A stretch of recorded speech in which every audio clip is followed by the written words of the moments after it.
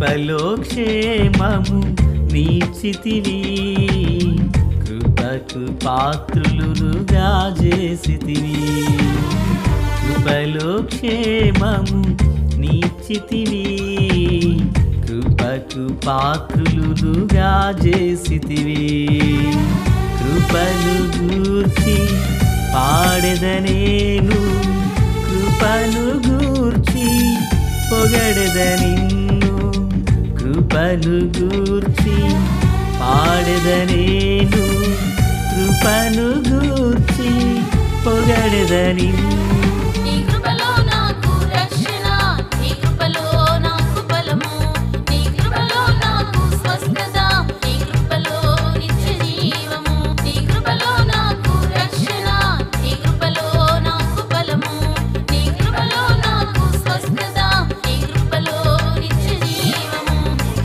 కృపలో క్షేమము నీచితివి, కృపకు పాత్రులుగా చేసితివి.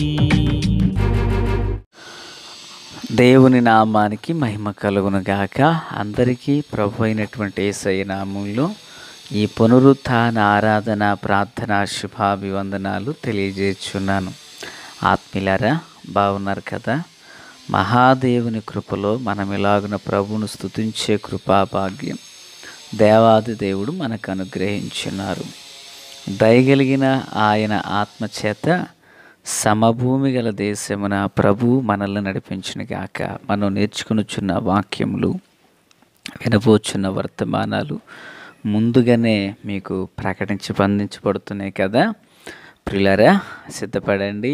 ప్రభు సన్నిధిని వేగిరమే మనము కనబడి ప్రభువును స్తుతించుటకై సమయం ఆసన్నమవుతుంది. అంత మాత్రమే కాదు, ఈ రాత్రి మనకు దేవుని సన్నిధిలో ఉపవాస కూడిక మరలా కంటిన్యూ అవుతుంది. దైవజనులు, అపోస్తులు మన మధ్యకు రానై ఉన్నారు. రేపటి దినాన మందిరం యొక్క యానివర్సరీ. దేవుని మహాకృపలో మరి నూతన మందిరాన్ని కట్టి 2 సంవత్సరాలు పూర్తి చేసుకుని ప్రారంభించినటువంటి రోజు గనక అందరూ సిద్ధపడదాం. రేపటి దినాన ఆరాధన కాస్త ముందుగానే ముగించబడి అందరం ప్రేమ విందుతో సెలవు తీసుకుని పోతున్నాం.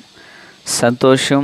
నేటి దిన వాక్య ధ్యానము కొరకైన భాగం నిర్గమకాండం 20వ అధ్యాయము. ప్రియులరా, 14వ వచనం, వ్యభిచరింపకూడదు. ప్రార్థన. తండ్రి దేవ స్తోత్రాలు. వాక్యం మీది, వినుచున్నవారు మీ వారు. మీ దాసుడనైన నన్ను పూర్ణముగా మరుగు చేసి దైవస్వరాన్ని వినిపింపచేయండి. రాకడ కొరకు, రాజ్యం కొరకు సిద్ధం చేయండి. సియోనులో నుండి మీ కృపాహస్తం మా అందరిపై చాపండి. వాక్కు చేత మాతో మాట్లాడి మమ్మను బలపరచమని, ఆశ్చర్యకరమైన వెలుగులో మమ్మను నడిపించమని, దీర్ఘశాంతం చేత కప్పమని యేసయ్య మహోన్నతమైన నామములోనికి ప్రార్థించిన మనవులన్నీ పొందియున్నామని నమ్ముచున్నాం మా పరమ తండ్రి. ఆమేన్. ప్రియులారా, బాగున్నారు కదూ? ఈరోజు చాలా చిన్న మాటను మనము ధ్యానం చేయబోతున్నాం. ఆజ్ఞలలోకెల్లా ఇది 7వ ఆజ్ఞ. వ్యభిచరింపకూడదు. వ్యభిచారము అంటే, వ్యభిచారము అనగానే మనకు అర్థం కావాలి, తన భార్యను కాక పరస్త్రీని మోహించి కూడువాడు వ్యభిచరిస్తున్నాడు. ప్రియులారా, తన భర్తను కాక పరపురుషుని ఆశించి కూడువారు వ్యభిచారం చేస్తున్నారు. ఈ వ్యభిచారమును గూర్చిన ఇదే ఆజ్ఞ మరి ద్వితీయోపదేశకాండం 5:18 కూడా చూస్తున్నాం. పాస్టర్ గారు దీవెన గురించి, ఆశీర్వాదాల గురించి చెప్పకుండా ఏంటి ఈ ఆజ్ఞలు ఏంటి అనుకుంటున్నారా? వాక్యము నా కొరకే కదా, వాక్యము నీ కొరకే కదా. మనం ఏమనుకుంటామంటే, వాక్యములో ఉన్న ఆశీర్వాదాలు, వాక్యములో ఉన్న దీవెనలు, వాక్యములో ఉన్న అభిషేకం మనకు కావాలని మనం ఆశిస్తుంటాం. కానీ వాక్యములో ఉన్న క్రమాన్ని కలిగి నేను నడవాలనుకునే వాళ్ళు ఎంతమంది? వాక్యమయున్న దేవుని ద్వారా దీవెనలు కావాలి, కానీ వాక్యమయున్న దేవుని క్రమంలో నడవాలని ఆశించేవారు ఎంతమంది? పిల్లరా, నేనేమంటానంటే ఆ దీవెన నీకు కావాలంటే, ఆ దీవెన నాకు కావాలంటే వాక్యపు క్రమం కూడా మనకు అంతే అవసరం. చూడండి, ఈ భాగంలో వ్యభిచరింపకూడదు అంటూ ప్రభు మాట్లాడారు. వ్యభిచారం చేయొద్దు అంటూ ప్రభు హెచ్చరిక చేశారు. వ్యభిచారం ఎంత భయంకరమైనది దోషమో చూడండి. ప్రవక్తలు ఇజ్రాయేల్ గురించి మాట్లాడుతూ, నువ్వు కనపడిన ప్రతి చెట్టు కింద నువ్వు వ్యభిచారం చేసావు అంటాడు. అంటే వ్యభిచారం విగ్రహారాధనతో పోల్చి, అంటే విగ్రహారాధన ఎంత పాపమో వ్యభిచారం కూడా అంతే పాపం. ఆ వ్యభిచారం దాని ఫలితం, వ్యభిచారం అది పిల్లరా ఆరంభం సంతోషంగా ఉండొచ్చు, కానీ దాని ఫలితం చాలా చేదుగా ఉంటుంది. ఎంత చేదుగా అంటే దావీదునే మనం తీసుకోవాలి ఇక్కడ. ఎందుకంటే దావీదు ఎంత మంచి సాక్ష్యాన్ని పొందినవాడో, తన జీవితంలో కొన్ని లోపాలను కూడా కలిగి జీవించినవాడు. ఎందుకు ఇలాంటి వ్యక్తిని గురించి దేవుడు రాయించారు అని మనం తలంచరాదు. ఎందుకంటే లేఖనమందు రాయబడిన ప్రతి మాట కడవరి కాలమందు యుగాంతమందున్న మనకు బుద్ధి కలగడానికి రాయబడ్డాయి. దావీదు బత్షెబాతో పాపం చేశాడు. పిల్లరా, ఆ పాపాన్ని కప్పిపుచ్చుకోవడానికి తన భర్త అయినటువంటి వ్యక్తిని చంపించేశాడు, ఉరియాను. ఉరియాను చంపించడమే కాదు పిల్లరా, ఉరియాని చంపించినటువంటి తరువాత తన జీవితంలో దేవునికి విరోధకరమైనటువంటిదిగాను, దేవునికి భిన్నమైనటువంటి పనులు తన జీవితాన తలపెట్టి ఉన్నాడు. నిజానికి దావీదును దేవుడు ఎంతో ప్రేమించాడు. గొర్రెల దొడ్డిలో నుండి లేవనెత్తి పాడి గొర్రెలను వెంబడించడం మానిపించి దేశానికి ఒక శిరస్సుగా చేశాడు. అయితే దావీదు తన ఎడల చూపిన కృప ఎంతో ఉన్నతమైంది. అయితే దావీదు తొలగిపోవడం అనేది అది ఎవరు ఊహించలేనటువంటి విధానం అన్నమాట.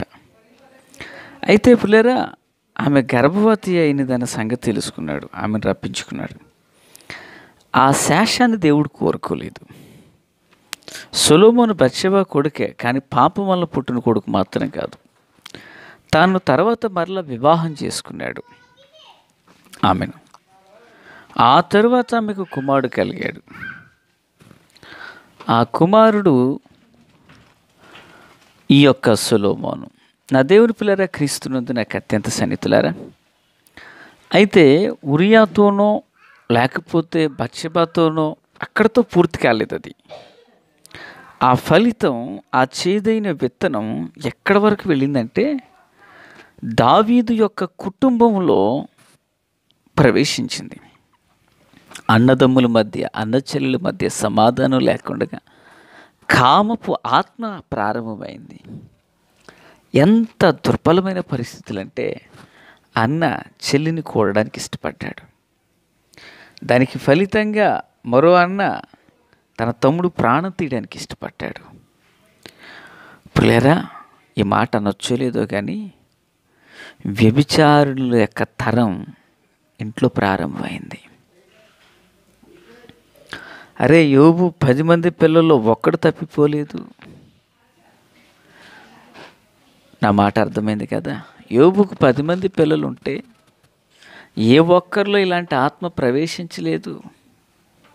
కానీ దావీదు పిల్లల్లో ఎందుకు ఇలా ప్రవేశించిందంటే, దావీదు విత్తిన ఒక చేదైన విత్తనం. ఈ మాటలు వించిన పిల్లరా, సేవకునిగా ప్రేమతో మనవి చేస్తూ ఉన్నా.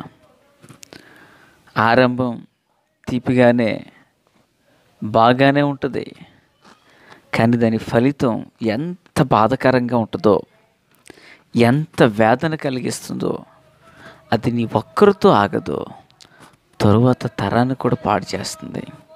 కనుక పశ్చాత్తాపంతో ప్రభు పాదాలు పట్టుకుని వేడుకుంటూ, ప్రభువా, ఈ శపితమైన విత్తనం ఎక్కడ అది మొలవకూడదని దేవుని పిల్లలుగా మనం ప్రార్థన చేయవలసిన వారమై ఉన్నాం. ఆత్మీయులారా, వ్యభిచారం యొక్క ఫలం ఎంత చేదుగా ఉంటుందో దావీదు యొక్క జీవితమే ఒక పెద్ద ఉదాంతం అన్నమాట. ఆత్మీయులారా, క్రీస్తునందు నాకు అత్యంత సన్నిహితులారా, ఇదే విషయాలు భక్తుడైనటువంటి పౌలు గారు కూడా మాట్లాడుతూ, మీలో జారత్వమే కానీ, ఏ విధమైన అపవిత్రతయే కానీ, లోభత్వమే కానీ వీటి పేరైనను ఎత్తకూడదు, ఇది పరిశుద్ధులకు తగినది కాదు అంటూ మాట్లాడతాడు. స్తోత్రం. వీటి పేరైనా మీరు ఎత్తొద్దు, వాటి పేరైన వాటి ఊసైనా ఎత్తొద్దు అంటే ఎంత భయంకరమో చూడండి.